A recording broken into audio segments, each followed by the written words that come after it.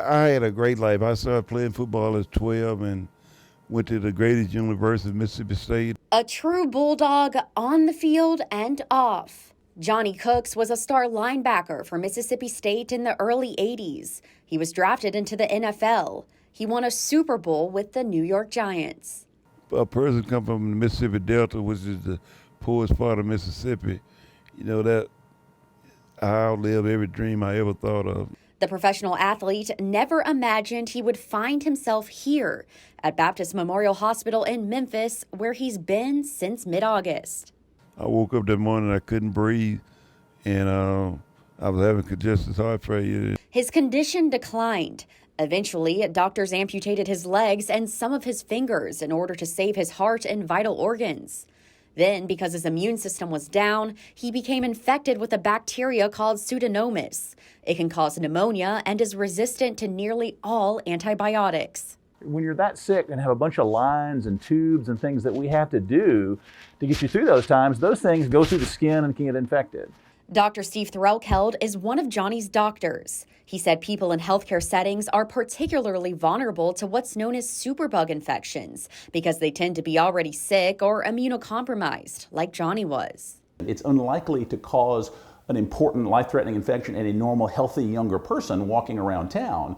But if you're in a healthcare system, particularly chronically, and have those kinds of problems, it can be a deadly issue.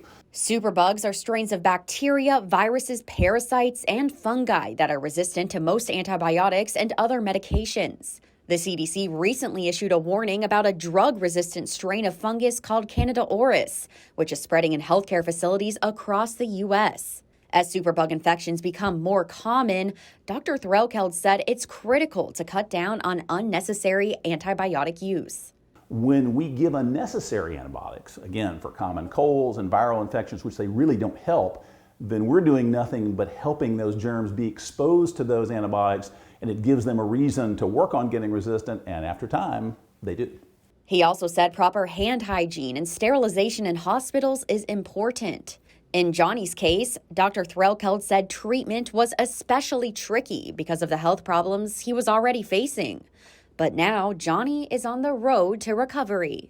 Once he finally woke up and got in the game, it was just a matter of saying, that's where we need you to go, and this is how we need to get there. And then the extraordinary guy that he is, he took over, and you just can't really hold him back. Johnny said his faith in God and his support from his family and friends is what gets him through. Even though I have no legs now and I have my hands, I'm happy and blessed to be alive. So, I can be able to be with my family still, and I'm not depressed. I mean, I go through hard days, but I look at the big picture. I'm still alive and able to go be with my family and things like that. So that's the best part of my life right now. Once Johnny fully recovers, doctors say he will go to rehab where he will learn to walk again with his new prosthetic legs. Doctors say his recovery process has been remarkable and expect him to be able to leave the hospital and released to rehab in the near future. Mandy Rock, Fox 13 News.